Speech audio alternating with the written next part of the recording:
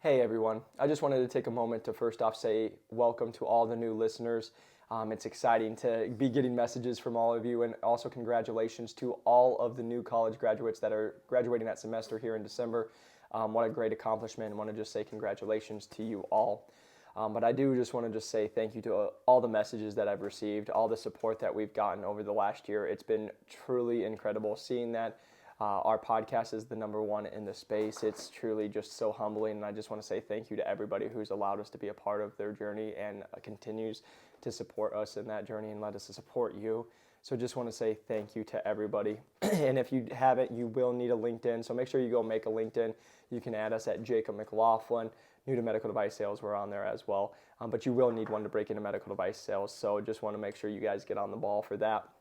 And then lastly, I just got back from Italy and London, and as you guys saw, was there for work, and then also took a little vacation, a little holiday for myself, first one in a couple of years, so it was nice to be over there. But I got to see my good friend David, which you guys will see. We talk about the differences in the USA and the UK and also some of Europe and medical device sales, what surgery's like and all that. So hopefully this is helpful and can hit a wide audience for you all, not just medical device sales rep. Maybe we'll have some surgeons listening to this. So really excited for this episode. The one thing I do just want to mention, as I am so excited to be bringing this all to you, is that you guys will be seeing we have a new website coming out in the first of the year. On that new website, you're going to see we redid all of it. But the thing I'm the most excited about is you will be seeing almost 100 testimonial videos. And the reason I'm telling you guys that is I've been announcing it, I've been sharing with you guys, but we are going up in price because of that. It's supply and demand. But what you will see is there's not anybody close that has 100 testimonial videos. There's not anybody from the last year and a half go to listen to our podcast from the course and that they've had success breaking in. The reason I'm just saying that to you guys is this is all just for social proof for you to see it, not for me to be telling you guys what we do. Don't believe a word I say. Go watch it and prove it for yourself. Because the one thing I will always say is, when was the last time you bought something, you liked it so much, you took a video of yourself and sent it to that person? I'll tell you, never. You've never done that. And we have almost 100 people who've done that, and it's continuing to grow every single day. And so what I'm just telling you guys is we know the impact at the point of we now have helped almost 1,400 people break into medical device sales. How it's continued to grow this last month was major for us. It's been such a fun. Want to give a shout out to Chelsea. Congratulations. Why I was over in Italy, literally checked my phone, and in one day we got 3 people hired. And Chelsea, I just want to give you a quick shout out. Chelsea was only in the course for 3.5 weeks and broke in. So we will be definitely have her a part of this journey, and just want to say congratulations to you. But if you guys are seriously about breaking into medical device sales, we would love to be able to help you on that journey. Just understand that, again, we know that the people that are coming into our course are going to get the results when they put in the work, and that they're ready to come and be coachable and willing to work hard, and they're committed. And so just so you guys know, that is there. But the last part and the most exciting part of 2024 is we will now offer funding. So the one thing I'm just going to let you know is we never want pricing to be the reason you can't break into medical device sales. I've heard what you've all said. I've been able to work with things to now go get a third-party vendor of now being able to offer funding. So if you can't afford the price of the course, we now offer the funding option. We went with the partner we did because they don't make you make a payment in the first 30 days, and there's no prepayment penalty. So literally come in the course, our average person breaks in 8.2 weeks at $94,478. Get that, you'll be able to pay off the course very quickly. You won't get prepayment penalties, and there's a reason we've made that move. And so I just wanted to let you know how excited I am to share that with all of you, because if there's been a lot of people who've reached out to me and they're like, hey, I want to do it, but I just don't have the funds. I haven't. We've heard you. I've made moves to be able to get a great partner with us, and that will no longer be a constraint for you all. And so if you guys are really interested in breaking into medical device sales, again, you can click the link below. But again, I just wanted to share that exciting news with you all, and let's get into today's episode. Welcome back to New to Medical Device Sales and First Year in Medical Device Sales. Today is going to be a dual podcast because we have a guest today that he's going to be able to hit on a lot, whether it's you're breaking into medical device sales or you're actually in medical device sales. He's a surgeon. He has over 10 years experience of actual operating. Now he leads at Innovis Medical, great company, by the way, where he is the clinical excellence lead. We're continuing to grow. Today, I have David Rawaf. been practicing that name for the last 5 minutes because, as you guys know, I'm not the best with pronunciation and I can't say my R's. But, David, great to have you on the show. Thanks, man. Thank you for having me. I hope I can answer some of your questions today. Yeah, I know you're going to be able to provide value. If you guys see this, we actually just hit a workout. If you guys know anything about me, you know that I like to work out, former personal trainer. And David is my workout buddy at Innovis. We always are hitting the gyms. If you guys have watched the vlog, you've seen him come in and hit a workout with me. I think we've hit gyms in 5 different time zones now? Yeah, right now, yeah, I think so. Something like that. I'm really quite proud of that. We always take our selfie, make sure to send it to the group, and they like to tell us that we have a bromance going on or something like that. They're just jealous. Exactly. No, but today why I'm so excited to bring David to you all is, like I said, David is an actual practicing surgeon, and now he's leading us at Innovis Medical, but he has so much experience of being a surgeon, working with reps, working with the people inside the industry. And so real quick, before we'll dive in all that, want you guys just to get a little background so you can hear more about David. And then we're going to go into more of what he looks for in his reps, what he's seen, because you have peers that are surgeons, what they like about reps or what they don't like, because I know there's certain things you can do to not be the best name in the room. So yeah, before we dive too far into it, can you just kind of give us a little bit of background? I know there's going to be a lot of people in the UK who actually already know who you are, but for the people back in the US, can you kind of just give a little background about who you are? Sounds good. Thanks, man. Thank you for giving me the platform. So my background is in medicine and surgery. I trained as a medic. I did a pre-medical degree beforehand. I dabbled in medical school politics during my time at medical school. Discovered there was lots of things that needed correcting in education. So I discovered very early on that education and surgery are some of my core values.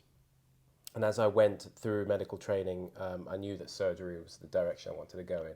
Being a bit of a closet engineer is the political way I put it. I always quite liked being hands-on, and I think one of the things that attracted me to surgery were the tools, and especially in surgery was orthopedics. I loved just the sheer amount of tools that we're using. I was always tinkering with woodwork or even mechanical work when I was younger. So orthopedics just fit right in for my personality. Despite me not being your average orthopedic surgeon, apparently, that's what I'm told. Nonetheless, I still got to the point where now I'm working as a locum registrar for you Americans. That's a moonlighting registrar, or moonlighting attending would be, I guess, the equivalent. And I focus mainly now in the industry. Mm-hmm. I discovered in the last about 4 or 5 years that innovation, technology, are my core values as well as surgery and education. Yep. And certainly in between, I've been working in the world of academia with various institutions around the world. But I realized that I really was quite passionate about innovation. Yep. There were multiple points throughout my career where I was doing an audit or a quality improvement project on a surgical problem, trying to innovate a way out of it, or to try and innovate as the solution, only to be hit by roadblocks. And I realized that actually working on the front line gives you a really fantastic point of view of the day-to-day problems, of the pinch points and the pain points. But what it doesn't provide you necessarily, unless you're in the right environment, is the ability and the tools to be able to follow that through to creating an innovation to solve that original pinch point or pain point. Yep. And when I discovered the health tech industry through the likes of the clinical entrepreneurship program or my mentors and colleagues within health tech like Elliott Street, yep, I discovered that actually you can push forward innovations done in the right way, done in a business orientated manner, yep, gone through formal processes and been focused on providing that solution. It can be done. Yep. And that's what attracted me to the industry. And here I am sitting with you in a beautiful sunny day outside, podcasting about our experiences. I was going to say, I think this is the sunniest it's been in the UK since I've been here, as you guys can see. There is sun. You just need to look past the clouds.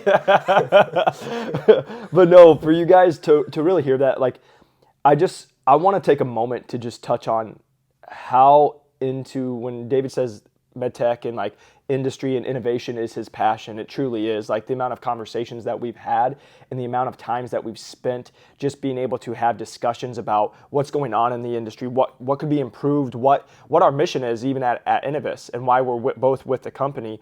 But the reason I say that is I've never seen somebody so passionate about healthcare, about studies, about the relationships. Because every time I'm talking to you, you're doing a new pilot study, you're doing something new, you're working with interns, helping them. Like even when the thing that I just think about is our last trip, like we're in Manchester we're there for the office meetings and that we had, but we're going in the hotel elevator and you're on the phone with all the interns trying to talk to them. I know, man. And I appreciate that. And try to discuss it. And so that's the thing is like, I just tell you guys another reason why I'm so proud to be at Innovis, but to be with people like yourself who you truly love what you do, you're truly passionate about it, and you're an A player. And that's why I love being around you, man, is like, it's being able to grow with people. But when I tell you, like you guys who are watching this, when you talk about somebody who's like serious in this world of like education and actually clinically and bringing in innovation to that world of medtech,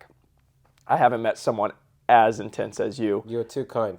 You're too kind. Because it's the truth. It's right back at you, mate. You're an inspiration within the company. You're always, I noticed on these conferences, you're always the first to get up and to get us going. So your energy and your motivation is infectious in a good way, and I'm right back at you, mate. You're an inspiration. So thank you for your kind words. I appreciate that, man. Yeah.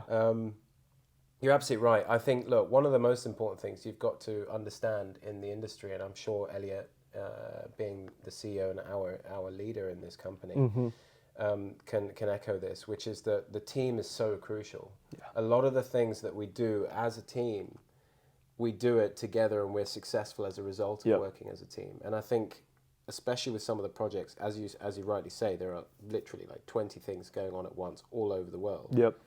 I wouldn't have been able to get them across the line if it wasn't for those interns. You know, I was on the phone to Hannah, one of my interns this morning, trying to sort out one of our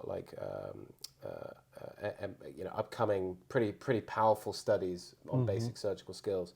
And just the sheer amount of like passion and energy that they provide me is amazing as well. So I can't, we all can't work without our teams. And I actually really look forward to expanding this team, making the clinical excellence team within Innovis, a really quite high functioning unit, and doing even more than we're doing now, which is, it's interesting to think about that, but we got our work cut out for ourselves, that's for sure. Yeah, I'm excited, man. Yeah, it's gonna be fun. We're gonna be hanging on. But the one thing I do just want to echo real quick on that is just for you all listening, whether you're trying to break into the industry, whether you are in the industry, I think this is something I had to learn when I first broke into the industry. Was I felt like it was me on my own. I had to go prove myself. I had to do this. Jacob, right? And like we still do a lot of things, but now it's like, again, we have our business, new to medical device sales. It's a company. It's not me. It's the same thing with Innovis being here at Innovis. It's when like the deal I was able to just land, that wasn't just me. It took you were on calls. Ellie was on, it was a team effort. So whenever there's the success, it's never just one person. I think once you start putting the company and the team in front of yourself, that's when you will actually start having the most success inside your industry, inside your company, inside your career. Because again, so many people, I just want to touch on this real quick, is one thing I've learned being a leader, CEO, and stuff like that of my own stuff is like, it's easy to point fingers. But then the hardest finger is to point right back at yourself. True. And that's the thing I've learned the most is when you're doing this, it's a team effort. But going back to the reps that maybe you're in the industry or you're going to come into it. For example, if you're trying to break into the industry and you didn't want to interview, every single person I talk to points fingers at the companies or why they didn't break in. And I can always, like our students in our course, I always say, what did you do wrong? What did you miss? Because it's easy to point the finger, but do the self-reflection. No different than when you're actually in the industry. If a surgery went wrong, it's so easy to blame the nurse. It's to blame the surgeon. Oh, they don't know what they're doing. But should you have been doing another in-service? Should you have been doing another training? Should you have got there earlier? Should you have met, there's so many things that's what's helped me in my success of growing in med device sales is just taking extreme ownership in everything in life, not just in med device sales, but outside of it. But once you are in it, just understand it's not just about you at the whole point. It's when you have a team, you're growing together. And so I just wanted to echo what you just said there, because that is such a big point. I think what helps us at Innovis is we've seen it. Like, if you're selfish, if it's only about you at all times, it's just probably not going to work out. Absolutely. It's not part of our values, Yep. attitude, excellence, and ethic, as Elliot says. And I think one of the key core functions of us as a company relies on there being good, constructive teamwork Yep. and accountability at the Yep. same time. And I think accountability is an interesting thing, because you always think it's there because you have a senior that's looking at you, or Yep. breathing down you, or whatever. And that may be the case, but that's not always the productive, positive way that people think about accountability. Actually, we should be accountable to ourselves. Yep. You're absolutely right. Yep. Even if it means getting up early, like yourself, and then doing your plan for the day, and then getting out into the gym. Yep. And if that is something that you just say you're going to keep putting off for whatever reason, it's only you that's going to suffer. Yep. You're not accountable to yourself. No one's going to say, oh, you're neglecting your body, or you're neglecting what you're eating, and therefore you're not going to live as longer. Mm-hmm. No one's going to tell you that. Yep. Maybe your GP or a general practitioner, whatever, once or twice Yep. in your lifetime, but they're not going to do that every morning for you. So Yep. it's you that has to do that to yourself. Yep. And I think as soon as you become your own best manager, positively and constructively, Yep. I think the sooner that you are successful in this industry, especially in the reps, and this is what I've noticed working in the US and the UK, the reps are autonomous, they're hardworking, they are self-starters. Yep. And if they aren't, then they're the ones we don't see. They're the ones that lose the... They're not going to win. They're not going to win, exactly. Yep. And I'll give you an example. I won't name any names, but there was a hospital recently that utilized equipment from one major manufacturer for a particular specialty. And the consultant, the key decision maker for that equipment within the hospital, had a good relationship with two reps, Yep. one from that company and one from another company, a competitor. Yep. For whatever reason, that rep from the supplier, the current manufacturer, didn't maintain that relationship Yep. well. They Wasn't got turning comfortable. up. They got comfortable. Yep. They weren't turning up all the time. They weren't checking on the equipment. Some of the equipment wasn't always working, and the rep wasn't always there. Wasn't always responsive when Yep. stuff went wrong. And that KDM noticed, and immediately, click of a finger, made the switch. The whole hospital has switched over to a new med device company. And why? Because that other one who had the relationship continued to check in, follow up, show up, care. When they responded or sent them a text or an email, they were timely with it. Yeah. Right? It's 1,000% that. And not just that, not just timely, not just being responsive, but being honest as well. Bam. I think a lot of reps that we understand in surgery, especially as surgeons, right? Yep. This is where we're not even working with the med device industry. We understand that when we're doing a particular operation, there's 100 ways to skin a cat. There Yep. could be different devices all over the shop. Some devices not as good as others, and when you have one device, maybe their kit is great, but the actual device isn't. There's so many complexities and nuances to this. But the main thing is that we have reps, and the best reps that stick in my mind are the ones that are honest about their equipment. Yep. This is great, and you know the whole setup is perfect, but this particular device, it's not that great. I know it keeps breaking. We're doing our very best. I'm Yep. feeding it back, but at least he understands that. There's a communication, or she understands it. Yep. There's a communication, and there's an ability to pick up on the frustrations the surgeon might have. 1,000%. And that will help you retain that contract. 1,000%, because you're actually owning it. Because I see this all the time in new reps and just even reps that have been in a while. Everything's perfect. Welcome to life. I'm not perfect. You're not perfect. Like, nothing is absolutely perfect. But the people who try to act like it's absolutely perfect, oh, my device, you comes off very salesy. Oh, then that's what they don't like. I can just sit here and tell you guys, at my prior companies, there was a device I sold, and the setup was just challenging. And like, literally what I came from the lowest performing territory in the country with it. And instead of being like, I heard it 1,000 times, they didn't like the setup. So even when I talked to them, I didn't try to be like, oh, the setup's this, because it's not going to do anything. I would go to the common ground and be like, yeah, I know our stuff sucks to set up, and it's an absolute pain in the butt. And they would look at me and they'd be like, yeah, it does. Yeah. But then we had the common ground, and then I'd be like, yeah, I'm so sorry, but just know I'm always here for you guys. Bam. And then they trusted me because they knew I was a human being. And it's making yourself a human being, not the sales rep. This is it. And so that's the big thing. And then I just need to touch on this point because you said it, but I've said this before, but I need to get this out. Accountability. People will see somebody and they'll see confidence, like myself. Confidence is not just something you're born with. Confidence is something you build. And what the confidence is it's you keeping promises to yourself. Yeah. And so I just say that is like David's witnessed it. If I say I'm getting up at 5 a.m.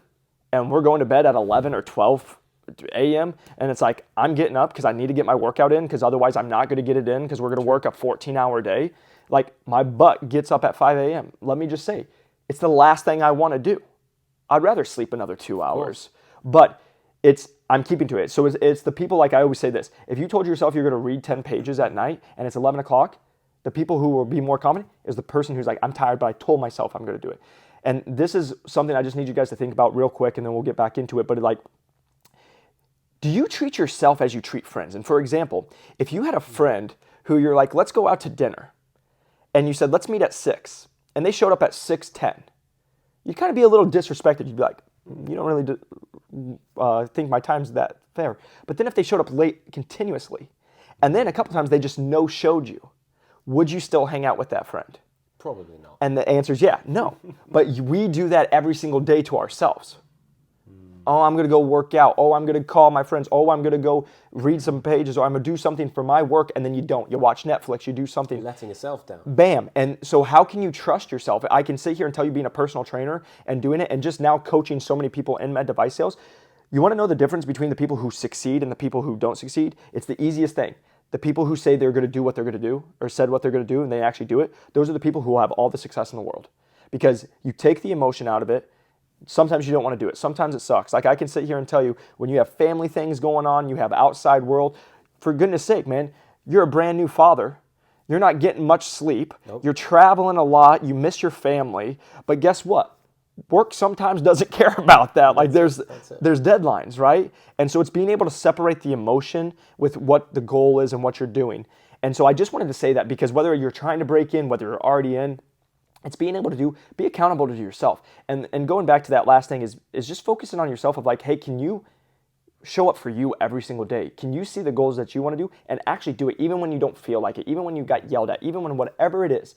And so I just wanted to state on that because we're going to talk more about med device sales. We'll go into your experiences with UK reps and USA reps. But like the thing is just you're like that. I see it. The people at our business in Innovis are like this. It doesn't matter if they're in the product engineering, if they're in the sales, if they're in the clinical. I see it all around. Our CEOs, our CTOs, like Elliot and Jordan, like they're the same. It's like if it said it's going to get done, it's going to get done. Like I even want to give a shout out to Darby. Like I talked with him at the Christmas party and like you talk about an absolute killer of a guy who just like gets it done and puts it. And like I literally, this is one thing I'll just say to you. He's one of our programmers and I'll just say this real quick is, I said, so how many hours do you work when it's done? He's like, I do it till it gets done.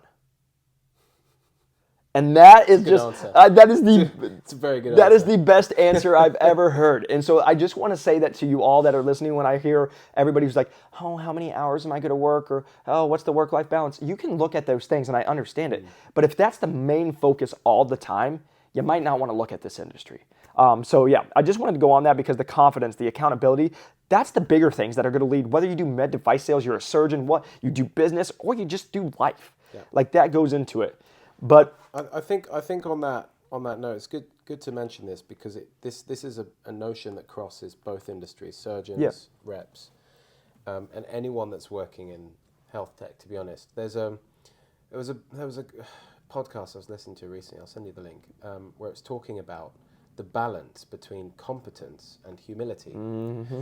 And certainly in surgery, if you come across as a surgeon that is just ultra competent, right, with no humility at all, he might be a good surgeon, she might be a good surgeon, but you'll slightly doubt their accountability. Yep. Maybe you'll doubt if something went wrong, what would this person be like? Yep. Okay. And conversely, on the other end of the spectrum, if you have someone that's so humble as a surgeon, would you trust them? Would you trust them with your life? I messed up a couple times, but here, let me just tell you about it. No, but as in, if they don't emanate competence at all, it's like, okay, I'm not sure if I want to be under his knife, right? Yeah. So you've got two ends of the scale competence and humility, or being humble. And it's about finding that balance. And this is exactly that point, knowing that perhaps you work for you've landed a job at one of the best medical device companies in the world. Yep. And you've now been tasked, this is literally your story, right? Been tasked with selling one of the difficult cells in the worst region. Mm-hmm. How'd you go about that? You went around, you were humble about the situation. I'm new to the industry. I know this is a difficult device, but you worked around it. You started to become creative with working around it and utilized your EQ to balance the humble and the competence that lies within you, or that you've been trained in, to be able to find that path. And I think that's something that we don't look into that often. We think being humble is not that quality that's attractive by any means, and we also think that competence is something that we must attain. Yep. But actually, it's about finding that balance. And I just wanted to include that piece. Yeah, no, well. That is such a good point. And to that point, real quick, is that the device I sold, like where I was at with Medtronic, it was a great device. I absolutely loved it, and it worked great. It was just more of like, just like surgeons, or when they've never seen it before, or it's the staff, it can be difficult. So just being able to own with them, no matter what you have, a car or anything, there's always going to be things that people don't understand. If they don't take the time, it's going to be challenging. But yeah, it's just being able to be a human being. But yeah, now switching into, so you had the fortunate opportunity of actually operating here in the USA. Yeah, that's right. Yeah, and then also being in the UK. So can you kind of just tell from that experience, what was kind of the main difference that you saw between reps in the US and in the UK? I think, look, I've got to give a caveat here. The small print is that I've operated in Johns Hopkins, been involved in a clerkship there, and all the way in California in a very, very underserved area. I've seen like the full spectrum of the best surgeries in the world versus in the US versus probably the most ghetto place challenging, challenging, but even better word. But I have seen the spectrum, and likewise I've seen the spectrum in the UK. I've worked in the middle of nowhere in the UK, and I've worked in very prestigious places in the UK. I've seen the full spectrum. And I've got to say, one of the things that really strikes me the most in the US is that it doesn't matter where you are, the reps are always turning up, or at least trying to. Mm-hmm. And that's what I really respected out there. Not only the reps are an integral part of the pre-operative planning, which tools we need, what size tools we need for this patient, etc., implants in orthopedics, whatever it might be. But also in the perioperative care, they are there. What I absolutely loved was they're there with their lasers. We're laughing because we talked about this for like 25 minutes one day because he was going off about how much he loved the laser pointers. I just love the attention to detail that a lot of these reps had in orthopedics. They had these green lasers, which is obviously the color you can see against red. It's one of the reasons why we use blue drapes and blue scrubs, because the blue is the opposite to red. And when we look at the blue, it balances our rods and cones out so we can see the different shades of red a little bit better when we're operating. So again, having a green laser, I don't think you can have, like, it's blue or purple, isn't it? But I've seen green a lot, and it helps identify structures or instruments under a time pressure situation. And I noticed only the Americans seem to have this. And I really loved that little touch, right? And not only are they there pre and peri, but post-operatively as well. They are there checking that there's no problems with the implants further down the line. Not only that, but actually assessing the situation, being like, how did today's surgery go? How did you find your tray? Did you find you need these instruments or no? Did you find any of them blunt? I just loved the proactive questioning. Yeah. And actually, some of the surgeons I worked with found that annoying sometimes.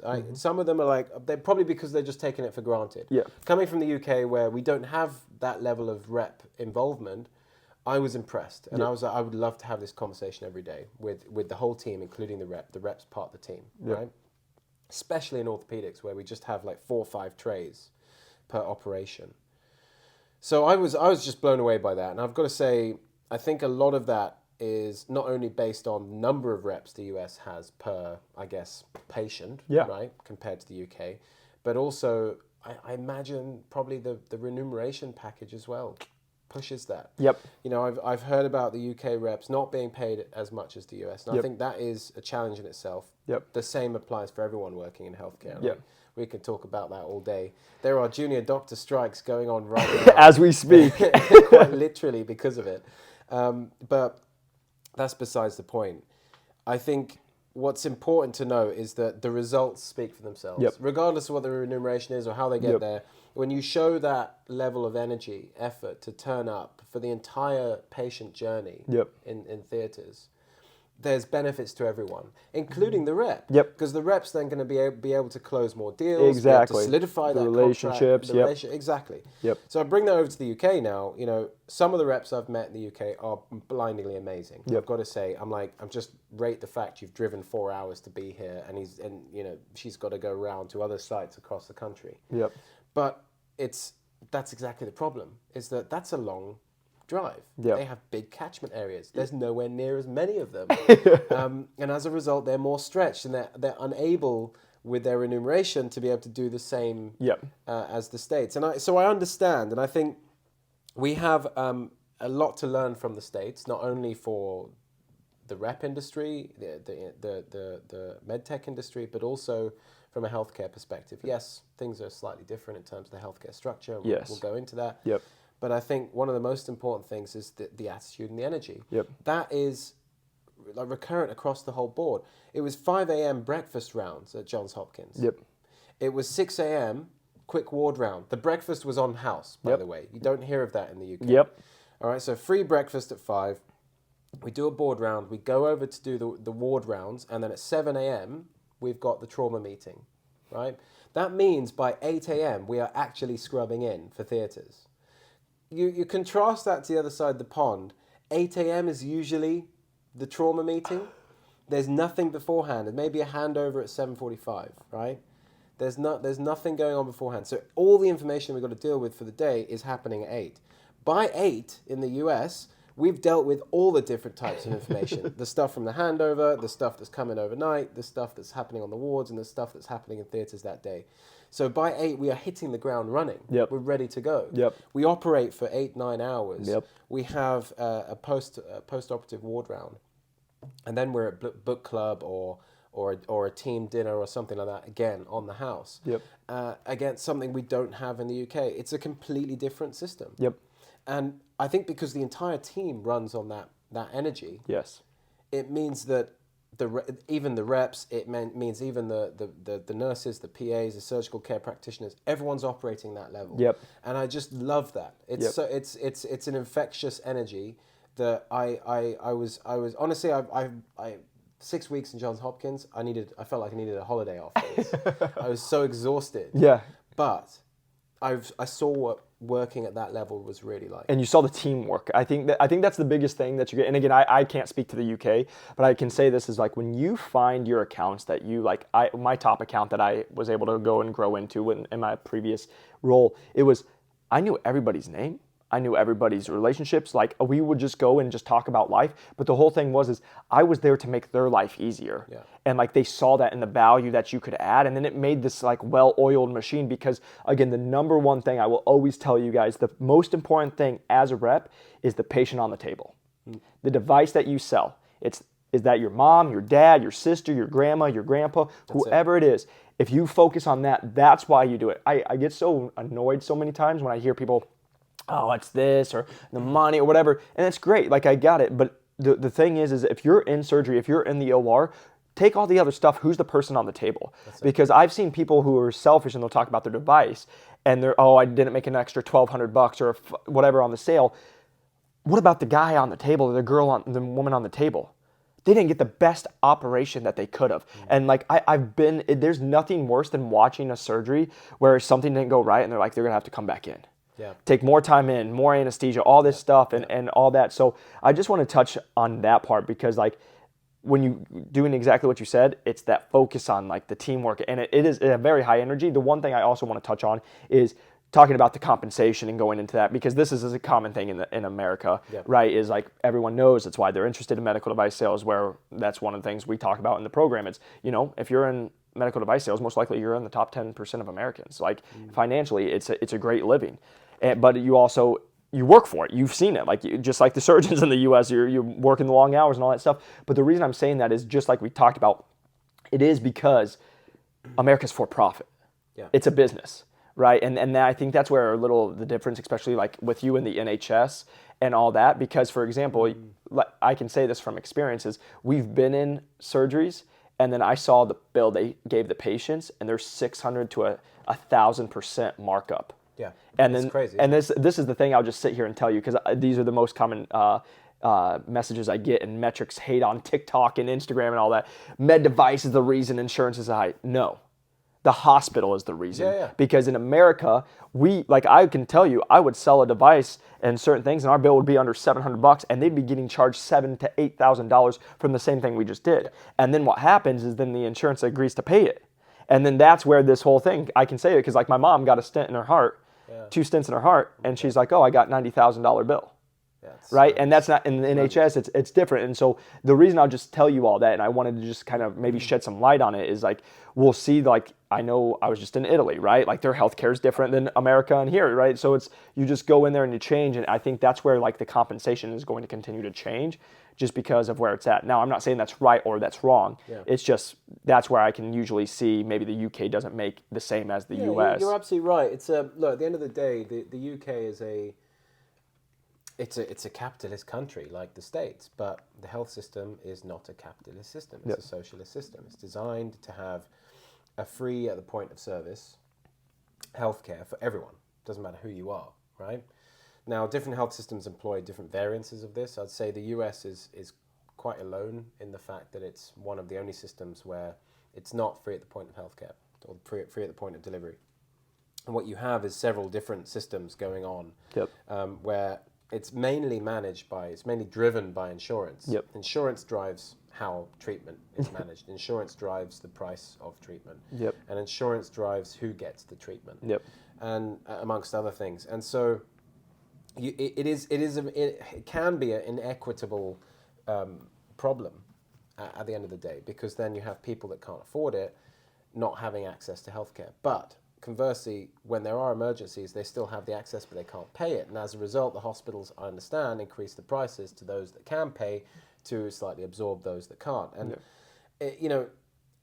and I've seen it. I've seen it before in orthopedics, especially, hip replacements that in reality cost around 10 grand are being marked up a huge amount for whatever reason. And you're absolutely right. There's more money flowing in the system, and that's probably why the remuneration is higher. And that's one of the things that can be a double-edged sword. Yes. Because on one side, yes, you've got now, you don't have in the UK, for example, we have NICE, National Institute of Clinical Excellence. They're the ones deciding the guidelines, who has access to the treatments and how they get the treatments. And with that, a lot of treatments won't be available on the NHS, and therefore they'd have to go somewhere to the States to get that treatment. Or into the private sector in general. And as a result, we have this slight imbalance in that in the UK, we'll only do things if it's absolutely necessary. And it is a form of damage control rather than preventative medicine, right? Whilst in the US, a lot of things are happening when they don't need to be happening. Whether that's with the hat of preventative medicine, I'm not so sure. It's probably because there's a mixture of, well, money likes to flow, and surgeons like to cut, and reps like to sell. So guess what happens? Someone ends up with a hip replacement probably a little bit earlier than they should have done. I'm not saying that happens across the board in the States, and I don't want to ruffle too many feathers, but it's true. People like to operate. Surgeons like to operate, and things like to be sold. Like, especially this is the thing everyone needs to understand. And again, this isn't a bad thing. It just is what it is. It's surgeons in the U.S., business. That's it. It is a business. And that's what people miss is healthcare in the US, it's a business.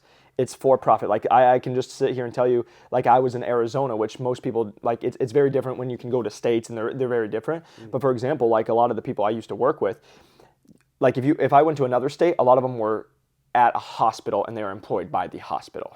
Yes. Right? Compared to in Arizona, it was more private practice.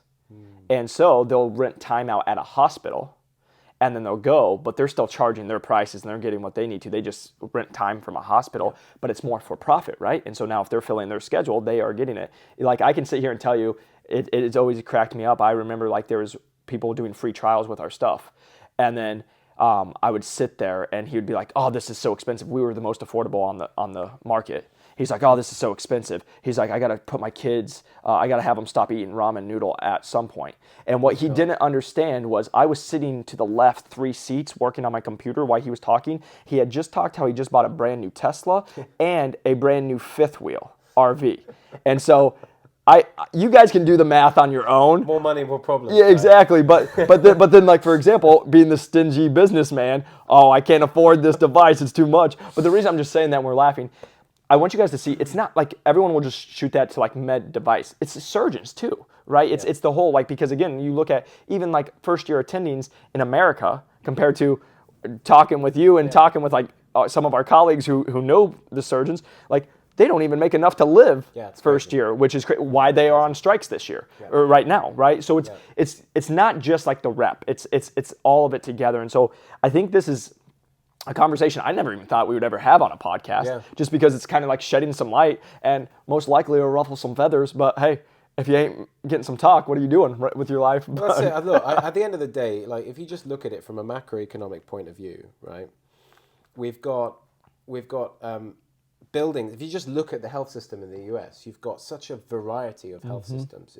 You've got multiple residency programs, so there's training is not managed by one body, unlike the UK. The insurance systems, or who manages who gets what treatment, is by different providers. Again, unlike the UK, it's all managed by one entity. So what you get is competition as a result, and that competition can spread within surgical teams, within hospital networks, within rep networks even.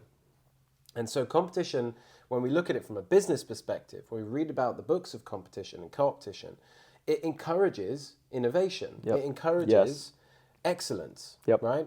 Whilst you go across the pond, there isn't competition for how people are trained. There isn't competition really, even within the reps, okay? A lot of accounts are legacy, and a lot of the accounts are through very, very large procurement silos, where there's so many layers of decision-making before you get to the pot of money. So a lot of it is maintenance of relationships.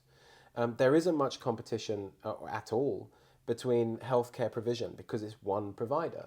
So what you don't have is that drive towards excellence. And I will ruffle some feathers by saying this.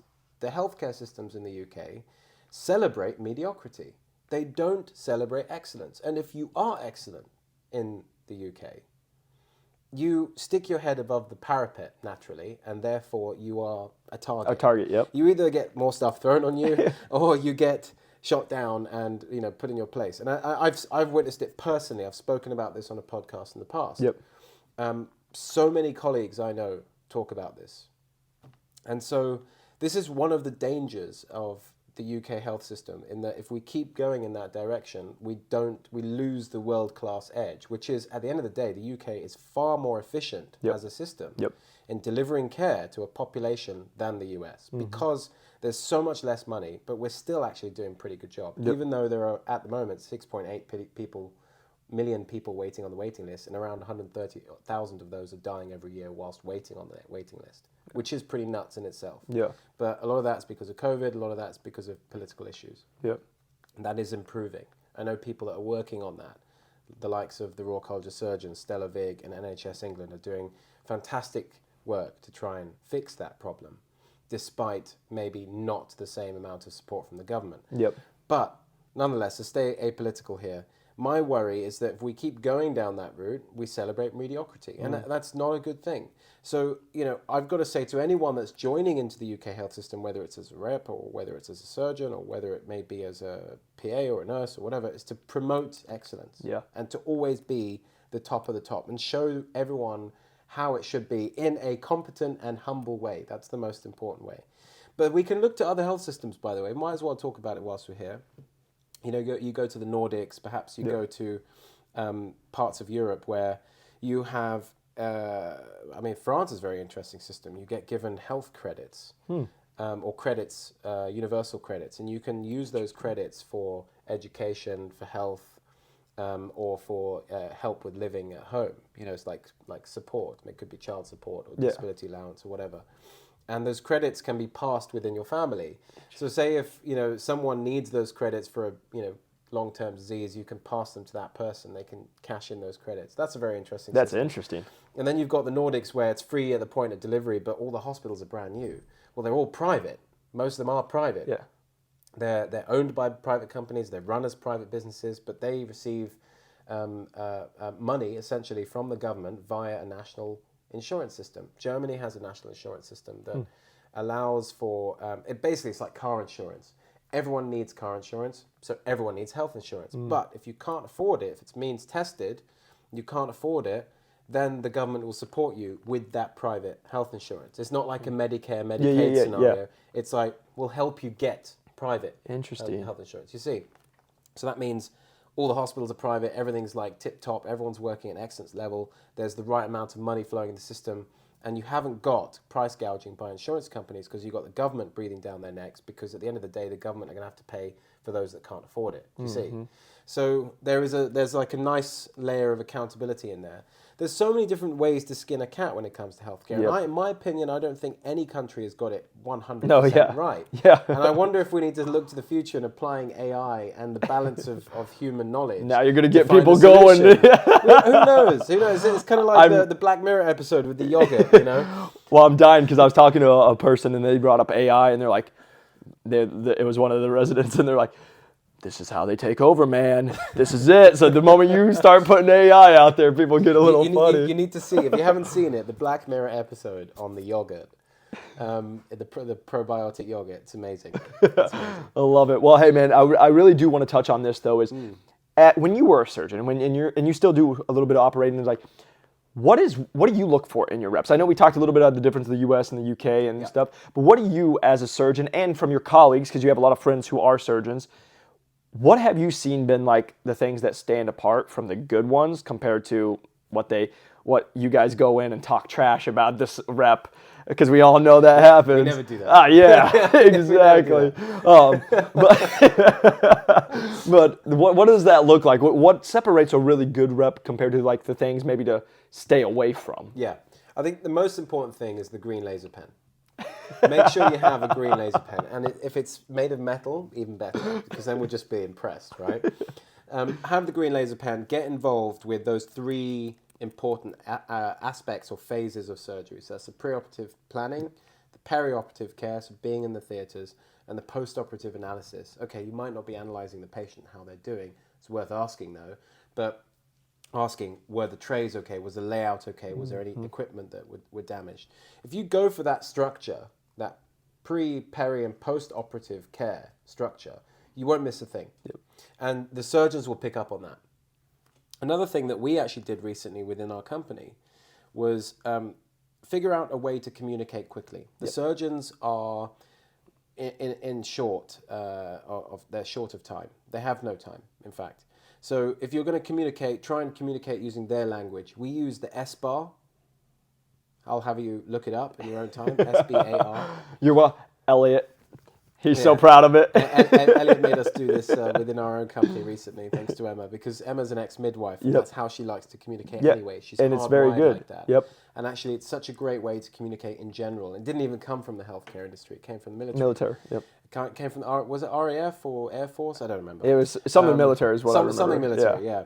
So it's an excellent way of communicating. So communicating how they like to communicate in their language. Yep. If that means you need to go away and read about anatomy of the particular operations that you cover, if that means going and watching videos of how it's done, you should really know the optics inside out. But if you are able to engage with that peri-operative process properly and the pre-operative planning, I think this size cup should be a little bit changed because I understand perhaps the anatomy is a little bit larger, and you understand those elements, and then you can take that into the theatre and be like, that's a great dissection that you're doing there of X or structure Y, or perhaps have you thought about using this tool rather than that tool?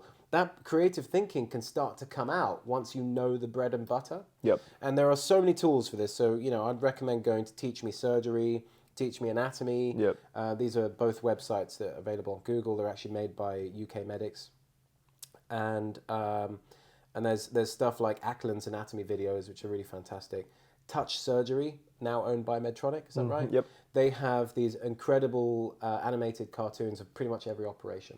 They might not be instrument specific, but they do go into different approaches and different ways to do the same operation, which may cover your instruments. And I think it's really important to just learn all that stuff inside out. Try and think like a surgeon. Bam. Even the little things that these are the non-technical skills now. Yes. So the little things like being there early with the team, being there for the brief in the morning. So this is like the first huddle that we do in the morning. Even, I don't know if your budgets allow this, but most of the time, if you just ask, the surgeon will throw money at you anyway. Just saying, can I grab coffee for everyone? If you've got 5 minutes, I know it's like you shouldn't be doing it. Well, in America, you get a budget, and as long as you get a name list. Really? Oh yeah, so like when you're in America, you get a budget, and you can go. The only thing is, you have to have names of every single human being, and they want a list of it. And let's just say, to any new reps out there or anybody who wants to be, you will make up a lot of names. I had you to go up to a name because I would have a lunch for 25 people. Half of them don't show up or whatever it is. Now. And then it's like, yeah, now they're going to come after me, run.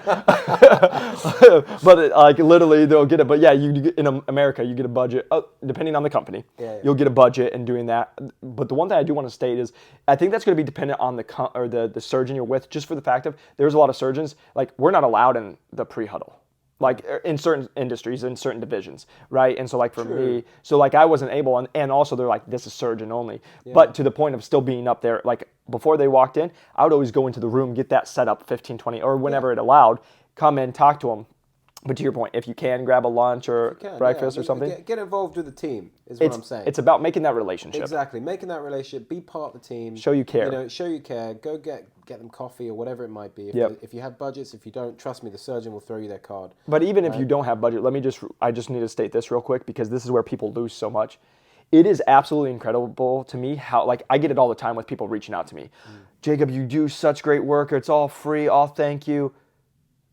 I don't want to buy a $20 thing. And it's like everybody wants the world, but they won't invest in it. And I just gotta state this is like one time there was a guy who like strength and conditioning coach when I was in strength and conditioning, he had the intern. The intern had his last $20 and he paid for everything. Wow. And because of that, he got the job. So again, that $20 actually invested into an actual career getting paid all the time. But it's absolutely hysterical how many people will shortchange things. Yeah. Want everything for free, aka I'm a rep. Oh, my company won't pay for this, so I'm not going to go get a $12 cup of coffees. Yeah. Like, it's worth... It's daunting. It's daunting. If someone, you see that as a problem, you're like, what do I do? It's almost like a situational judgment test. Like, what do I do? Do I put my own money down? You're absolutely right. I think it little goes a long way. Mm-hmm. And, if you're able to get that money back somehow later on, then fine. But I think... it's about that longer term vision. Bam. Right? And just so you know, like this is the thing, it always will come back. Whether you get that deal or you don't get the deal, first off, it was $12 or $18, whatever it is. But also second off is it's the practices. I was just listening to an audiobook and it was by Napoleon Hill and success, the 15 ways of success and all this good stuff. But it literally is your mind's a program. And you're programming it in the correct way and you're always programming it. So even if you go forward this time, you're programming the brain to always do it in the future. That's it. And even if you don't make a return on investment right away, guess what? You do that in 2 years from now to the right person, it might change your life. And that's what I think is the biggest thing is you guys probably are hearing this, is that it's a common theme of it's not even so much the actual doing one thing, it's the habits that come with it. If you can just do it, what successful people do. But I just say that because you're just building that relationship, whether it returns itself or not. But like I can sit here and tell you guys, before I had the job at one of my careers, or one of my, with Medtronic, I literally went to a place, offered to buy the whole place lunch. It was going to be over $500. I wasn't even hired yet. I was in the third round of an interview process because I was, and this is just how my brain has always thought was, and just so you guys all know, this is when I made under $50K a year. So like $500 to me at the time was a lot, right? And so like that's what I'm just saying is like, but I knew if I could go there, if I could just learn, if I could get one doctor to just tell me maybe what they look for in a rep because I didn't have that experience. That's where my brain's always gone. And so just going to that point real quick, I'm not sitting here because there's Sunshine Acts, there's all the things there's certain things you just can't legally do in America. But what people miss is like, for example, it's hilarious where get the coffee, like the surgeons, it's going to help. But the one thing I need to just say this to people now is you guys will offer, like I learned this with like mentors. I have guys who are making $50,000 to $100,000 a month, right? And if I'm like, hey, can I take you to coffee? They'll be like, go fly a kite. You think my time's worth $7 for an hour? Right? Compared to like what people don't understand is if you just look at their ROI and like you want to learn from someone, like even when I was doing strength and conditioning, I literally was like, can I pay you $1,000 to learn from you? I like that's a lot of money, but and let me just state this. You want to know how many times they take it? Almost never. Yeah. But it's the offer. It's Bam! the thought that counts. I was just going to say, that is what it is. It's just putting it out there to say that you're humble enough. And hey, David, I know you're busy. I know you have a lot going on, and I appreciate your time. And I know your time is valuable. And I know you don't do things for free just because in life you just can't, because otherwise you won't see your daughter and you won't see your family. Okay, so let me offer to pay you. And a lot of times you'll probably be like, oh no. But like the reason I'm just saying that is so many people will reach out to me now and they see me running on the West and doing all this stuff, and then they'll be pissed off I can't get on a 10-minute call because you're being selfish because I have over 200 episodes and you want something for your quick situation, but we have stuff that we offer for it, but people don't want, oh, but that costs money. Yeah, welcome to life. It's not just that it costs money. You know, your quick 10-minute opinion might not be that good or constructive if you haven't got the full backstory. Bam. If you actually, ring fence some time with that person that you're trying to get hold of, whether you're paying them or bribing them with caffeine, whatever it might be, actually having that healthy transactional relationship is really important. I say this a lot because I coach people moving from the medical world into the health tech industry. And I do the same thing, which is if you're trying to get, say, an experience with a company or trying to get a job, or they're trying to encourage them to open the side or back door for you to make a job for you, or even just getting onto a call for an hour with the CEO of a company that you really love, right? You're messaging them through LinkedIn. You've got to understand that there is a healthy balance and healthy relationship when it comes to these interactions. Yeah. Offering what you can provide, whether that's your skills, whether that's money, whether that's coffee. Yep. But also making it clear, what do you want? Can I just have 10 minutes, maybe half an hour, maybe an hour to sit down with you? We can get lunch. I can get you lunch or whatever. If it's a Teams call, look, if you want me to cover a particular cost of that time, or say, look, actually, I have like literally made 5 pages of notes on your product, and I think I might be able to help you improve your product, right? Whatever it is that you're offering, be upfront with that and be direct with what you want. And you'll notice a lot of the time that'll be far more successful in opening those doors. And if you have nothing to offer, this is what's really important. Get them. If you have nothing to offer, and you have nothing that you want, say that this is just someone that you just want to chat to and just get to know. Like literally understand who they are and how they got to where they were. For your own interests, perhaps. Just say to them, I have no agenda. I actually just want to get to know you. And I'd love to spend time with you. So be honest with that as well. Obviously not in a weird way, but I think it's worth being honest about, and comes to the accountability piece, being honest about what you want from that interaction with that person. Exactly. Goes such a long it's way. clear communication. But the one thing I will say is, because I know how this works, you'll watch this, then you'll send that to us, and then we'll be like, sorry, we just don't have time. You'll be like, well, you told me to. Like, welcome to sales. There's not enough time in the day, and like, do that, but you're going to send that message to 100 people and maybe 10 take you up on it, right? Like that's just life. But the one other thing I just have to say is going back to the value I just want to real quick touch on is like a plumber in America. You'll have something clogged. They'll come in and spend 4 minutes and they'll still charge you $500. And you'll be like, what? It took you 4 minutes. You didn't pay for the 4 minutes. You paid for the 20 years of experience prior to that so we could do it in 4 minutes. That's it. And that's like going back to surgeons. We talk about this all the time. Would I rather go under the knife if I'm paying out of pocket with the brand new surgeon because he's cheaper? Or would I rather go with the person who's done 10,000 of the procedures I'm about to do? I'm going to pay more because I know that they've done it. And it's a no-brainer. Exactly. So the irony is that how is the new surgeon going to learn? Exactly. Inhibus and simulators, baby. Come on, plug for you, Elliot. But the whole conversation, I just wanted to put that out there because guys, have nothing from you. It's why we put all this stuff out here for free. But I want you guys to start thinking differently, because this is what the top, like what we just talked about. There's certain things you did and I've done that these people are like, I've never thought of that. But that was just what we've always thought about, even when nobody quote unquote taught us that. And it's just making you think differently to get to where you want to go. Because I think that's the common thing that we continue to talk about is like there's certain, it's, once you get into, like I think about when I was in strength and conditioning, once you get to professional athletes, it's the little things that make the big difference. Because they're all doing all pretty much the big things. But like, for example, I think of like Kobe back in the day and all this. Michael, like, what was the recovery time? What do they do in ice baths and workouts and stretching? And like, it was all the other things that they did outside of the actual game. And we look at surgeons as athletes. Like we talk about it at Innovis all the time. I look at reps as anything in life is an athlete. How do you prepare? How do you prep? That's it. How do you put in the work beforehand? And then now it's game day. Now it's theater. Now you're going into surgery. Now it's my day to be with you at surgery. How are we going to perform? And then that post, that this is what people miss, is like that whole conversation after every single surgery I ever had. Doc, what'd you think? And love it. Here's the whole conversation. If you saw that it went horrible, don't ask the question. You already know how it went. Because now you're opening up yourself to just get reamed. Right? You can go in and be like, Doc, I'm so sorry. But you can talk about some encouraging things. How can it be better? Bam. But the thing I just always want you guys to understand is, like, even now, I talk to David about this all the time, and I know he's the same. Even when I get a sale done, like even the deal I just did, which was great, and it's big, and I'm like, it's my biggest of my life, and I'm like, awesome. Not for a second did I go, like, I'm the best. Well, that was perfect. That's your humility. The whole thing is, the whole thing is like, I'm thinking, what next time? Unfortunately, we did have technical difficulties. The camera ended up dying on us, so we weren't able to get the last 5 minutes, but we will be having David back on. I just want to say thank you to David.